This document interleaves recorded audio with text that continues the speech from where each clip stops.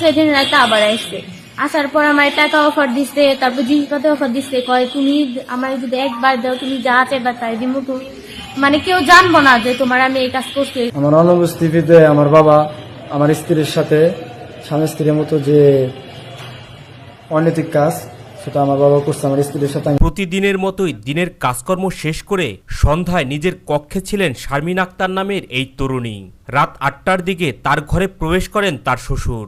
জিজ্ঞেস করলে বলেন পুলিশ আসছে, তাই আজকের রাত এই ঘরেই থাকবেন তিনি। সন্ধ্যার দিক দেখ আব্বু আমার কাছে গেছে, আমি বলছি কি হয়েছে আপনি এনে কে, পুলিশ আসছে তার লাগে আমি আসছি। তো আমার ছোট শাশুড়ি ওই পাশে নিয়ে যা শোয়াই দিছি। শ্বশুর বাবার সমতুল্য এই পুত্রবধূ তাই শ্বশুরকে নিজের ঘরেই থাকতে দেন। তিনি তখনও কল্পনা করতে পারেননি সামনে তার জন্য কি অপেক্ষা করছে। রাতে পুত্রবধূ শারমিন আক্তারের শরীরে হাত দেন মানুষরূপী লম্পট শ্বশুর শহীদুল। 5 মিনিট পর আমার গায়ে হাত দিচ্ছে, দেওয়ার পর আমি সরাই দিচ্ছি, কিছু করি নাই। তারপরে আবার দিচ্ছে, আবার আমি বকটক দিয়ে সরাই দিচ্ছি, তারপরে আবার দিচ্ছে। আমি কইছি আব্বু এখন আবার দিচ্ছেন জমির ভিতরে হয়তো গেছে। পুত্রবধূর শরীরে হাত দেওয়াতেই শেষ নয়, রাত গভীর হলে লম্পট শ্বশুর তার কুমতলব আটতে থাকেন। এক পর্যায়ে এই তরুণীর শরীরে আবারও হাত দেন তিনি। এরপর পুত্রবধূকে দেন কুপ্রস্তাব। তারপরে 12টা বাজে, তারপরে এই পাশে একবার এসে ওই পাশে একবার যাই, এরকম করে 2টা 3টা পর্যন্ত এরকম করে এই পাশে যায় আবার ওই পাশে আসে। তারপরে 3টা মনে হয় বাজে, তখন আমার কাছে আসছে, এসে গায়ে হাত দিচ্ছে, দেওয়ার পর আমার প্রস্তাব দিচ্ছে। তখন আমি বলছি যে আপনারা কখনো আমি শ্বশুর হিসাবে দেখি না, আমি আপনার বাপের হিসাবে দিচ্ছি। এই কথা যে বলতে পারবেন আমি ভাবতে পারি না, আপনার আমি মাইয়া যে এই কথা বলতে পারবেন আমি ভাবতে পারি না। আপনার কখনো আমি এই শ্বশুর হিসাবে দেখি না, একদম বাপের চোখে দেখছি। লম্পট শ্বশুর তার হীনকাজ চরিতার্থ করার জন্য পুত্রবধূকে বিভিন্ন ধরনের প্রলোভন দেন। এক পর্যায়ে এই তরুণী চিৎকার দিতে চাইলে চলে যান তার শ্বশুর। আমি বলছি অনেক চিল্লানি দিব না, আপনি যাবেন না। তারপরে বলতেছে যে আচ্ছা কি, তারপর আমি থেকে যাওয়ার সময় করতেছে যে কি ভালো বললি না, কাজটা ভালো বললি না। তখন আমি বলছি ভালো বসলি না সেটা আমি। এই তরুণীর স্বামী বাড়িতে আসলে তাকেও বিষয়টি বলার সাহস করেননি তিনি। 2 দিন পর আমার হাজবেন্ড গেছে, যাওয়ার পর আমার হাজবেন্ড থেকে এই কথা বলার আমি সাহস পাই নাই, যে বললে না জানি কি হয়ে যাবো, আমি বলি নাই। তারপর আমার হাজবেন্ড 2 দিন না 3 দিন থাকতে, থাকার পর সকালে গেছে। স্বামী বাড়ি থেকে চলে যাবার পর লম্পট শ্বশুর আবারও তার পুত্রবধূকে কুপ্রস্তাব দেন।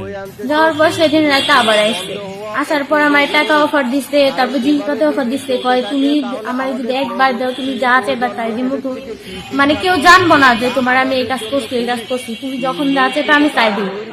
আমি বলছি আব্বু আপনি যে এই কথা বলতে পারলেন আমি ভাবতেও পারি না, আপনি কখনো আমি শ্বশুরের চোখে দেখি নাই, বাপের চোখে দেখছি, আর এই কথা যে আপনি বলবেন আমি ভাবতেও পারি নাই।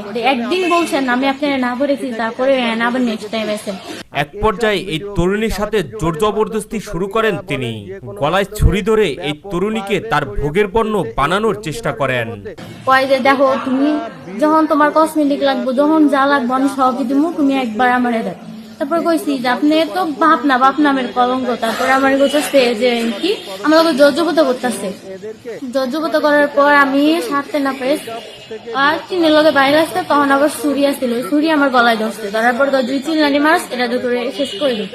আর চিল্লানি না ওই যে টিনের শব্দ হচ্ছিল, আমার দেওয়ার উঠছে, উঠার পর আম্মুরে কইছে আম্মু, তারপরে কয় কি কস, ওখান থেকে আবার আব্বু কইতেছে তুই যদি এমন কথা কস তারপরে এই ছুরিটা মারে। এই তরুণী অভিযোগ করে বলেন তার শ্বশুর মানুষরূপী লম্পট তাকে বারবার ভোগের পণ্য বানাতে চেষ্টা করেছে। তার মধ্যে আমার শ্বশুর আমার লগে যে সম্পর্ক হয় সেই সম্পর্ক জোরজবরদস্তি করছে, এর আমি সঠিক বিচার চাই। ঘটনার সুষ্ঠু বিচার দাবি করে তিনি বলেন এই ঘটনার সুষ্ঠু বিচার না হলে পুত্রবধূ আর শ্বশুরের পবিত্র সম্পর্ক আর কেউ কখনোই বিশ্বাস করবে না। আমি সবার কাছে বিশ্বাস চাইছি, কিন্তু সবাই আমার বিশ্বাস দেয় নাই। তারপরে আমার হাজবেন্ড গিয়া চাচারা সবারই বলাইছি, বলার পর চাচারা সবাই কইছে আমি আর আগে পিছে নাই। তারপরে মেম্বার চেয়ারম্যানের কাছে গেছি, হেরাও কইছে আগে পিছে নাই, হেরা কিছুই করে নাই।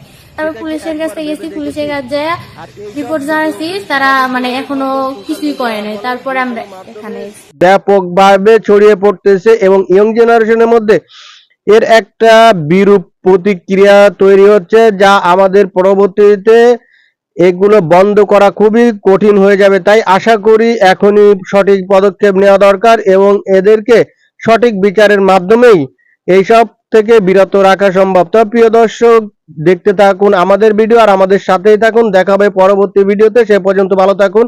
আল্লাহ হাফেজ।